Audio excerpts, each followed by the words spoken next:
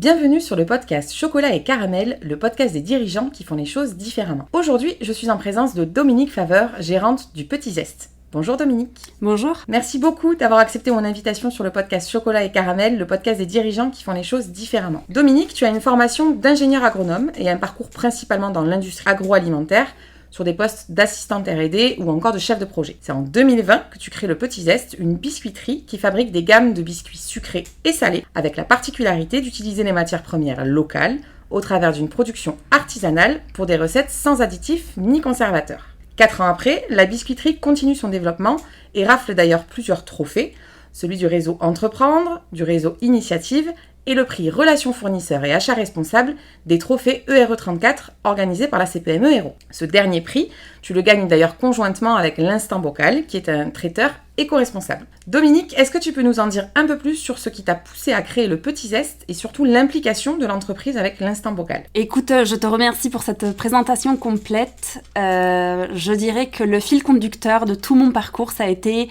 ma curiosité et ma gourmandise. J'adore manger, j'adore cuisiner, partager un repas. Et c'est vraiment ça qui m'a amenée à comprendre un petit peu déjà comment étaient faits les aliments.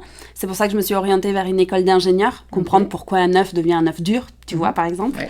Et puis, la passion pour le biscuit vient du fait que moi, je suis uruguayenne. Je suis née en Uruguay et je suis arrivée en France quand j'avais 10 ans.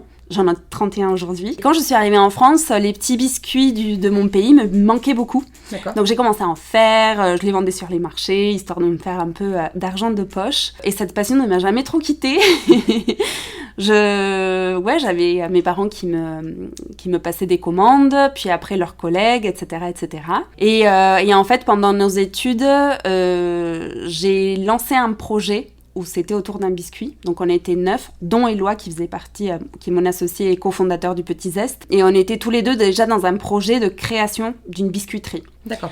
On a travaillé tous les deux et puis après, quelques années après, on a créé le Petit Zeste. Finalement, c'est une passion qui existe depuis des années. Ouais. T'es retournée en Uruguay travailler, il me semble. C'est ça, j'ai fait un stage de 2 mois dans une biscuiterie. Alors, c'était pas vraiment biscuiterie. Il y avait une partie, mais moi, j'étais pas sur cette section. J'étais plutôt sur la partie barre de céréales et sur la partie développement produits et recherche de fournisseurs. D'accord, donc il y a déjà quelques années, tu étais déjà dans le monde, dans l'univers du biscuit et avec la volonté de créer finalement tes propres recettes. Ouais. Ok, donc vous créez le Petit Zeste à 2 avec ton associé Éloi.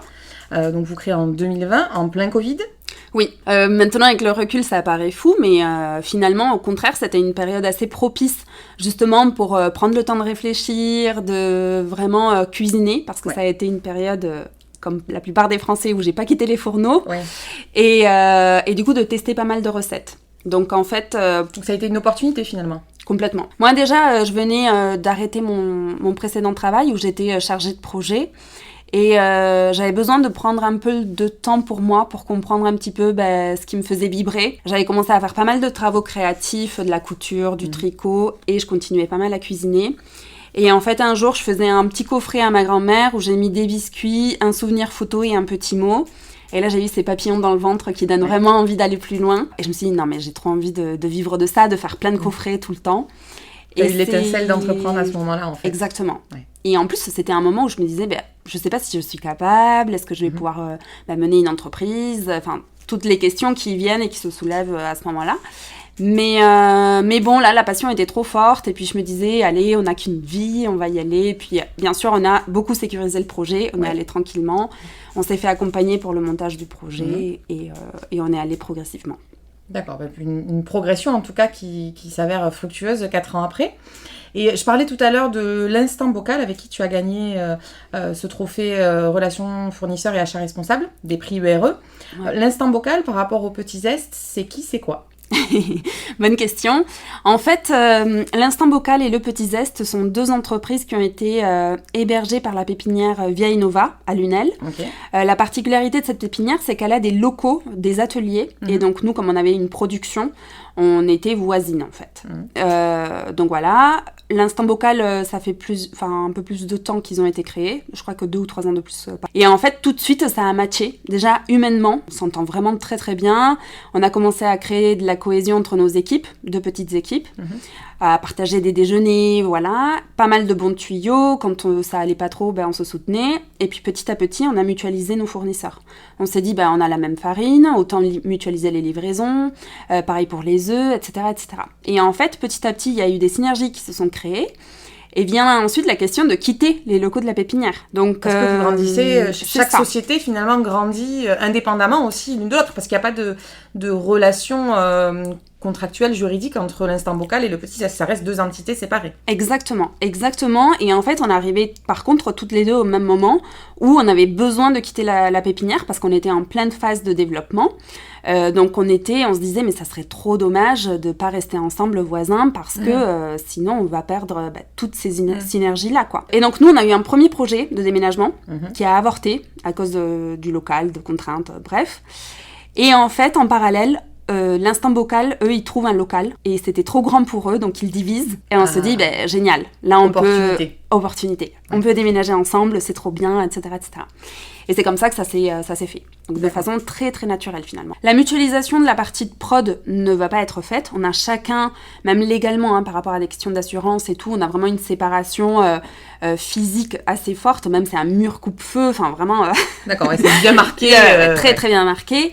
Donc on a chacun notre outil de prod. Par contre, ce qui nous réunit, c'est la boutique. On a une boutique commune. Et ensuite, on aura un espace qu'on est en train de réfléchir, commun pour prendre les pauses. Nous, on a une salle de pause côté le Petit Zeste, où on pourra accueillir bien sûr l'équipe l'Instant Bocal. Et après, l'idée, c'est vraiment d'avoir un espace extérieur commun. Et ça, c'est ce qu'on avait typiquement dans la pépinière et qui nous manque pas mal aujourd'hui. Et du coup, l'Instant Bocal, finalement, c'est dans le même positionnement que le Petit Zeste, puisque le Petit Zeste, vous avez fait le choix avec ton associé de travailler sur des matières premières locales. Donc, local, c'est moins de 150 km du siège, et une production artisanale. L'Instant Bocal, effectivement, je disais, c'est un traiteur éco-responsable, donc ça se rejoint en termes de positionnement. Pas bio. Alors, oui. On peut se dire, quand on voit une marque qui prend des engagements très forts, parce que aujourd'hui, sourcer des matières locales, françaises, sur tous les produits dont on peut avoir besoin pour fabriquer des biscuits, c'est quand même, ça peut devenir compliqué. Et de ne pas aller jusqu'au bio. Pourquoi ce choix-là ? Alors, c'est vrai que la question revient régulièrement, mais nous, depuis le départ, on affirme un positionnement très clair sur notre responsabilité en termes de sourcing local ou français. Il y a des marques qui font le choix de travailler en bio, mais le bio n'est pas forcément français. Nous, on a préféré au moins se tenir à un engagement très fort, de vraiment utiliser que des matières premières locales ou françaises. Et pour le coup, on a refusé le critère bio parce que c'est une autre contrainte supplémentaire et ça serait vraiment très difficile d'avoir nos 2 engagements. C'est vrai que la formation d'ingénieur agronome, finalement, nous a permis de bien comprendre les problématiques des agriculteurs français. Quand tu fais un stage en tant qu'opérateur en train de ramasser les fraises, tu comprends la pénibilité vraiment de ces travails-là. Tu vis de l'intérieur finalement ce que l'agriculteur vit, l'agriculteur qui est ton fournisseur. Complètement. Avec ces difficultés de voir des fraises qui viennent d'autres pays, qui sont moins chères, mais en contrepartie, les conditions humaines de travail ne sont pas les mêmes. Enfin voilà, donc on avait vraiment très envie de soutenir les agriculteurs français. C'est pour ça qu'on a choisi. Parce que vous êtes allé finalement au bout de la réflexion en disant ok, on va passer par la case où nous on va aller récolter des fraises, on va aller mettre les mains dans le cambouis, dans le champ, et puis on va faire les grosses journées, on va faire un travail récolté sous la chaleur, etc. Pour finalement proposer une offre plus responsable, plus équitable par rapport à ces agriculteurs-là. Alors ça s'est fait vraiment pendant la formation d'ingé, où en fait on est passé par toutes les étapes de la transformation, de la production jusqu'à la transformation. On a visité aussi bien les producteurs que les transformateurs. Et donc ça permet de vraiment comprendre toutes les problématiques des filières françaises. Et en fait, c'est ça qui nous a donné envie de soutenir tout le travail qui était déjà fait sur le territoire. C'est ça. Et justement, je parle de matières premières locales, production artisanale. C'est un critère de différenciation, sauf qu'aujourd'hui, il y a de plus en plus d'entreprises qui vont sur ce positionnement-là. Alors, elles ont raison, parce que c'est aussi ce que cherche le consommateur. Mais du coup, comment on fait en tant qu'entreprise aujourd'hui pour se différencier face à des marques locales qui proposent, alors pas forcément la même qualité, mais en tout cas le fond de matières premières locales, français, etc. Qu'est-ce qui va différencier le Petit Zeste par rapport à ces entreprises-là ? C'est une bonne question. Déjà, ce que tu dis, c'est qu'il y a des attentes. Donc, c'est un signal très positif. Oui. Ça veut dire que vraiment, il y a de la demande. Ce qui est une bonne chose aussi pour soutenir toute une filière. Ouais. Exactement. Après, par rapport à la différenciation, pour nous, ce qui compte, c'est vraiment de proposer des produits de grande qualité. Et cette qualité-là, ça passe par un service client, des recettes qui vont être gourmandes et naturelles. C'est vraiment le produit à part entière, le service qu'on va apporter et en plus, cette rigueur d'être tout le temps en train de se remettre en question. Le souci du détail, est-ce que nos consommateurs sont satisfaits? S'ils nous font des retours, comment est-ce qu'on peut les intégrer, etc. Donc c'est vraiment ne rien prendre pour acquis et continuer à se remettre en question pour toujours proposer une qualité qui donne envie aux consommateurs de revenir. Je dirais ça. Après, bien sûr, ça passe par un packaging différenciant. C'est vrai qu'on a fait beaucoup d'essais. En 1 an et demi, on avait changé 3 fois de packaging. Oui. Donc, tu vois, on a aussi en logistique derrière et puis en production finalement de mise en conditionnement, tout un impact que le consommateur ne voit pas. Tout à fait. Sur le changement de packaging. Ouais. Et après, c'est aussi être beaucoup à l'écoute de nos clients. Ça va être vraiment de les intégrer dans des panels de dégustation, de faire des petits sondages régulièrement pour savoir quels sont les goûts qu'ils préféreraient voir, etc., etc. Je pense que c'est surtout ça. Après, le petit zeste aussi, c'est des coffrets cadeaux, même si au départ, la stratégie, c'était vraiment de faire que les coffrets cadeaux et un tout petit peu les biscuits. D'accord. Et finalement, ça a été l'inverse. Comme quoi, il faut vraiment être très réceptif aux évolutions. Oui. Aujourd'hui, le petit zeste se développe pas mal en épicerie fine, magasins de produits locaux et hôtels de luxe. Donc, on a à peu près 450 points de vente en France et un peu à l'étranger. Et finalement, les coffrets cadeaux sur Internet se sont moins développés que ce qu'on pensait. C'est quelque chose qui fonctionne quand même, avec vraiment ce côté, l'idée de base, les biscuits, plus le souvenir photo et l'émotion. Et voilà, et ça, c'est quelque chose qui continue quand même. Et ça, c'est différenciant. On en parle aussi sur les packaging. Oui. Et donc, du coup, le consommateur, parfois, il vient comme ça Il vient nous comme retrouver. ça en voyant, finalement, c'est l'expérience client, puisque quand, effectivement, on ouvre un coffret avec une photo, ça ramène un moment qui ramène forcément à des émotions. Et donc, forcément, on travaille là, en tout cas, tu as fait le choix, vous avez fait le choix de travailler sur l'expérience client parce que finalement le biscuit va être associé à une émotion et donc globalement une émotion positive généralement sur une photo et donc ça vient fidéliser aussi peut-être le client en termes de réachat, en termes de... Oui, c'est vrai qu'en fait on découvre. Généralement, la personne qui achète, c'est pour offrir. Du coup, la personne qui vit l'expérience a envie d'offrir à son tour. Ça nous arrive très, très, très régulièrement. Donc, c'est un cercle très vertueux. Ouais. Et même le packaging, à proprement parler, du sachet de biscuits, il est qualitatif. Et c'est pour ça que j'en parlais. Parce qu'on a pensé ça comme un cadeau. C'est vraiment le sachet de biscuits qu'on achète avec une bouteille de vin ou une bière pour offrir quand on va prendre l'apéro. Donc voilà, c'est vraiment pensé pour aussi bien pour consommer que pour offrir. Donc du coup, dans la conception des recettes et du packaging, si je comprends bien, ça part du client et ça remonte vers l'entreprise. C'est-à-dire les attentes clients. Les clients veulent vivre une émotion, veulent effectivement de la qualité, du goût, consommer toutes les exigences que peuvent avoir les clients. Ouais. Et finalement, vous concevez des recettes et le packaging et tout le service en partant de ça. Exactement. Vraiment en ayant un panel fiable et donc anonyme. Oui.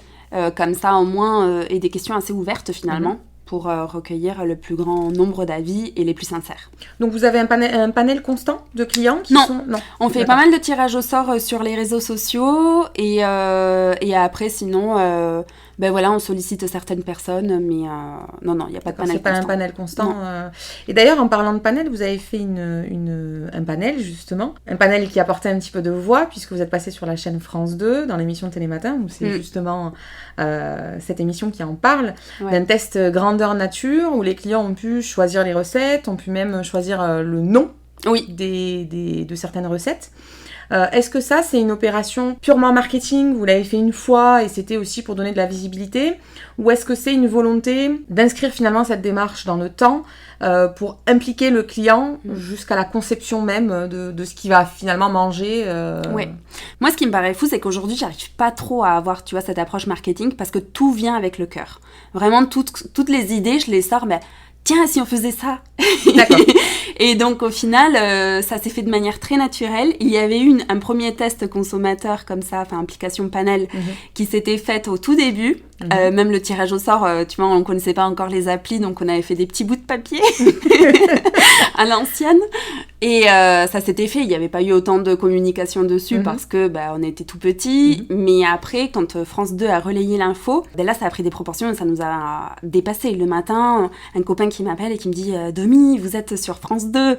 Et là, je vois plein de notifications et tout, je me dis « Waouh !» Ouais, l'ascenseur émotionnel. Ah non, on ne savait pas du tout. D'accord. On savait pas du tout. En fait, c'était parti d'un communiqué de presse, parce que justement, je cherchais des consommateurs, que j'avais fait à petite échelle. Et puis ensuite, l'info, elle a été relayée par des journaux, mais Ouest France, des gens du Nord qui appelaient pour devenir consommateurs. C'était dingue. D'accord, ah oui. Et on se dit, une si petite entreprise, pour nous, c'était un effet waouh, quoi. Ouais.